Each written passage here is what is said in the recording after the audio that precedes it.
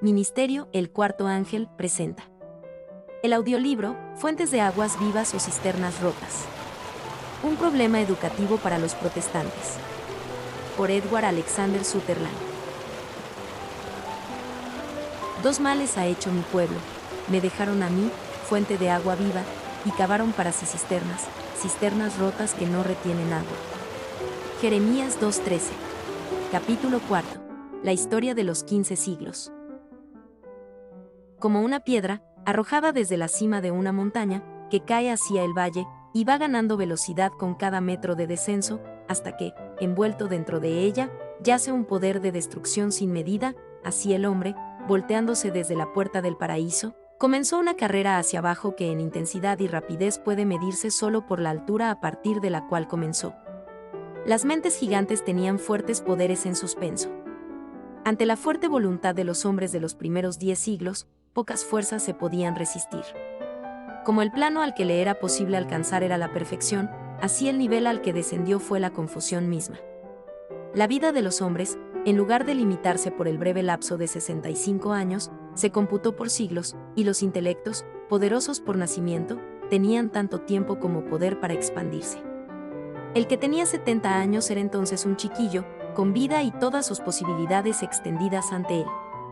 Adán vivió para ver a sus descendientes hasta la 8ª generación, y cuando recapacitamos que de sus propios labios Enoc aprendió la historia de la caída, de las glorias del hogar edénico, cuando tenemos en cuenta que Enoc probablemente vio a este mismo antepasado tendido en la tierra, allí para convertirse en polvo, comprendemos mejor la relación que deseaba mantener con su Dios.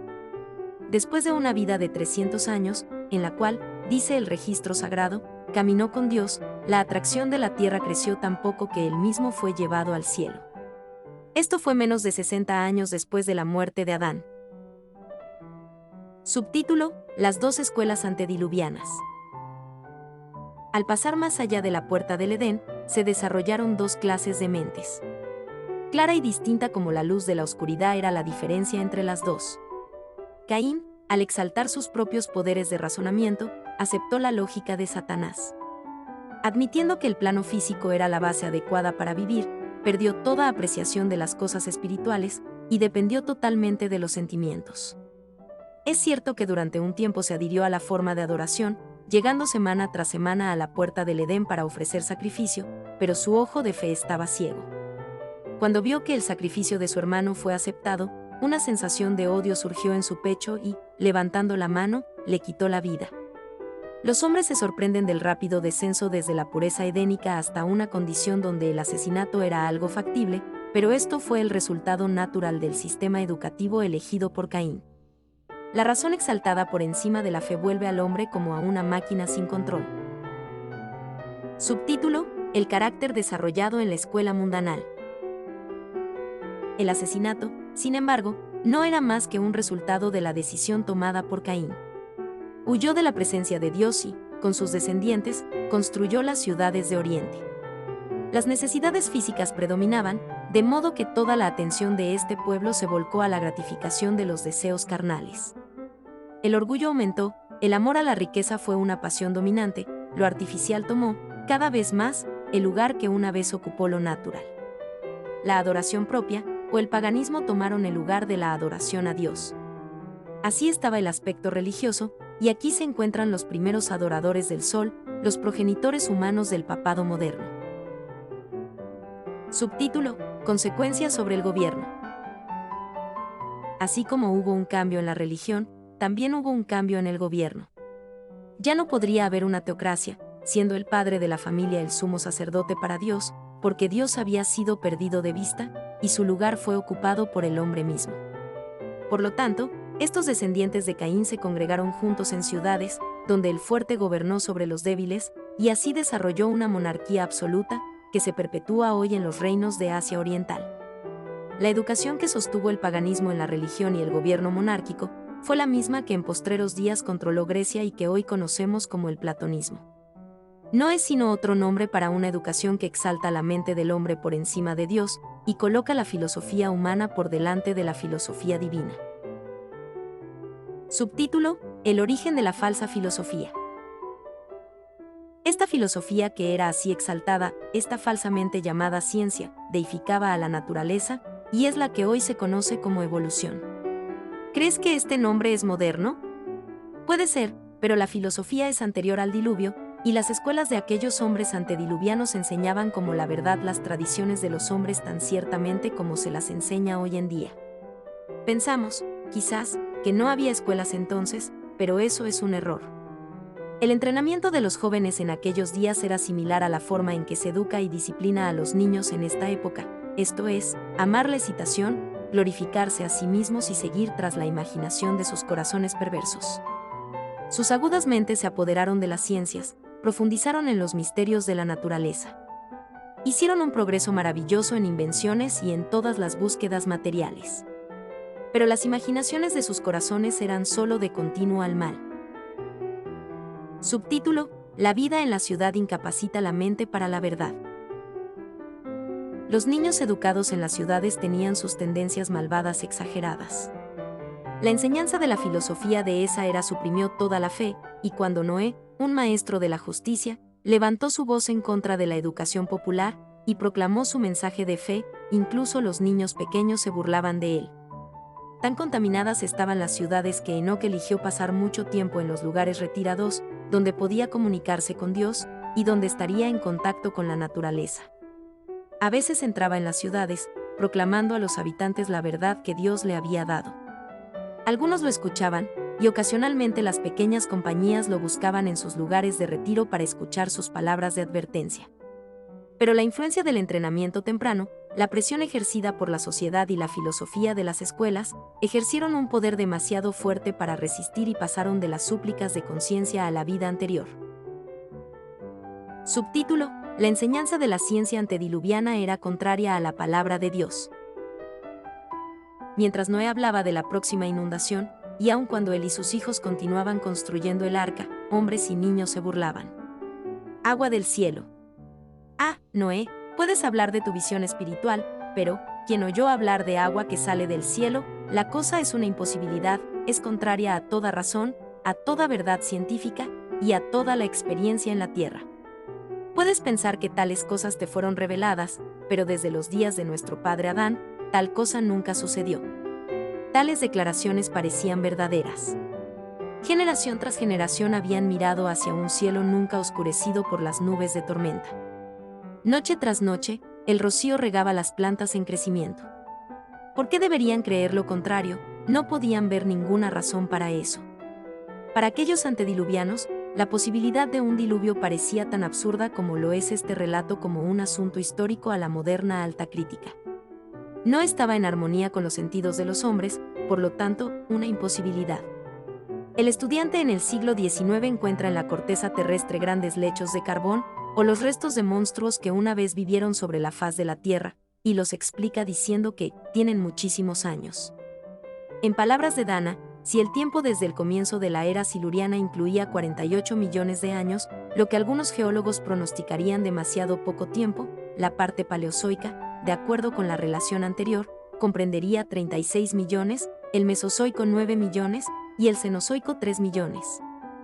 Los libros de texto modernos están llenos de estas y otras ideas relacionadas con la evolución, que explican los efectos de la inundación mediante cambios graduales que se efectúan en millones de años. Subtítulo: Una educación por vista y no por fe. La palabra de Dios es nuevamente dejada de lado, y el hombre, por su propio poder de razonamiento, saca conclusiones contrarias al testimonio del registro inspirado. La teoría de la evolución se fundamenta en la mente humana, y como los antediluvianos eran, por su investigación científica y la falsamente así llamada sabiduría, incapaces de recibir el mensaje del diluvio, así la gente de hoy, al seguir un curso similar, no se acomoda al mensaje de la aparición de Cristo en las nubes de los cielos. Cuando el hombre aprenderá que hay cosas que el ojo no ha visto, ni el oído escuchado, y que existen tan realmente como lo hacen esas pocas cosas, pocas en comparación con las muchas de las regiones de más allá, de las que están dentro de nuestro rango de visión. Antes del diluvio, ningún estruendo de trueno había resonado entre las colinas, ningún rayo había surcado alguna vez a través de los cielos. Usted que hoy ha leído las obras de los mejores autores de la Tierra, que han profundizado en los secretos de la ciencia, ¿ha descubierto el alma del hombre? ¿Ha encontrado aún el cordón dorado de la fe? ¿Y si el Todopoderoso le preguntase, como lo hizo con su siervo Job, cómo podría pasar el examen? A usted le sucedería el mismo destino de la generación de Noé. 4 hombres construyeron el arca. Tal cosa nunca se había visto antes. Qué descabellado, dicen ellos. Qué absurdo pensar que el agua permanezca sobre la tierra hasta que éste flote. Pero en los oídos de los 4 fieles susurró la voz quieta y pequeña de Dios, y el trabajo fue invariable.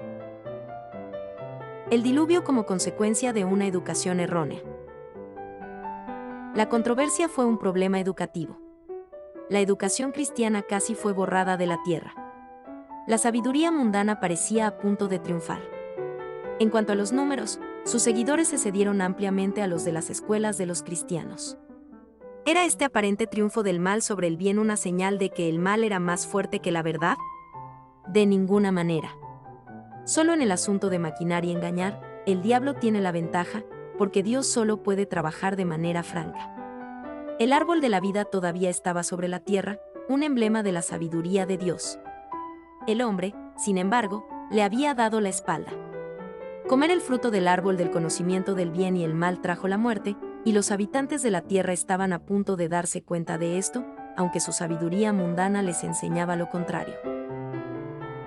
Subtítulo: Métodos erróneos de educación causa la retirada del Espíritu de Dios. El árbol de la vida fue llevado al cielo antes del diluvio, simbolizando así la salida de la verdadera sabiduría de la tierra. Vino el diluvio, los profundos truenos sacudían la tierra. El hombre y la bestia huían aterrorizados por los relámpagos. Los cielos se abrieron, caía la lluvia, por primera vez en grandes gotas. La tierra se tambaleaba y se agrietaba, las fuentes del gran abismo se rompieron, agua venía desde arriba, agua desde abajo. Un grito subió al cielo, cuando los padres abrazaron a sus hijos en la agonía de la muerte, pero el espíritu del dador de la vida había sido retirado. ¿Esto parece cruel?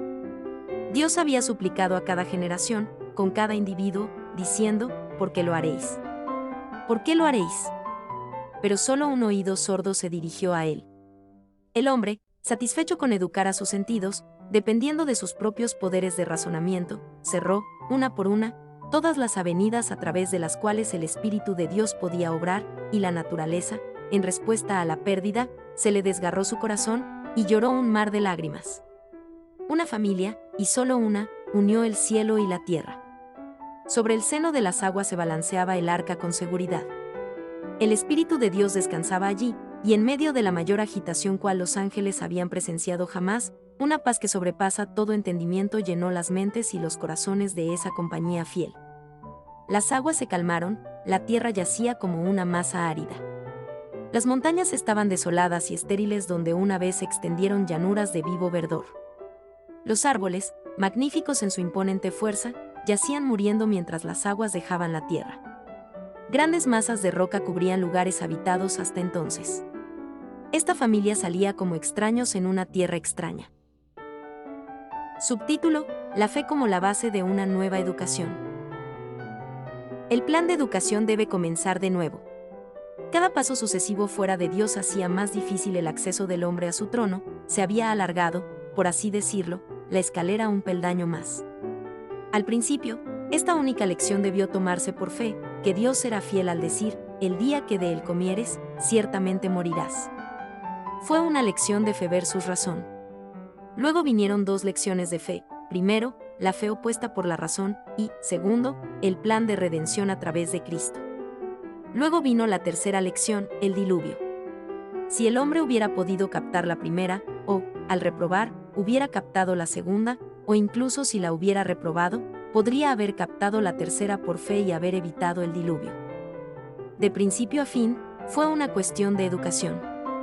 Los cristianos hoy exaltan lo material en descuido de lo espiritual, tan cegueramente como lo hicieron los hombres antes del diluvio. ¿No nos atraeremos resultados similares, ya que principios similares están en funcionamiento? La educación de las escuelas populares abogaba por el estudio de la naturaleza, pero, dejando a Dios fuera, deificaron la naturaleza y explicaron la existencia de todas las cosas con las mismas teorías que hoy se denomina evolución. Esta es la teoría de la creación del hombre con la fe fuera del cálculo. Deliberadamente olvidan que hace mucho tiempo Dios hizo los cielos por la orden de su palabra, y sacó la tierra de las aguas y la rodeó con agua. Luego usó el agua para destruir el mundo antiguo con un potente diluvio. Por esa misma palabra, los cielos y la tierra que ahora existen han sido reservados para el fuego.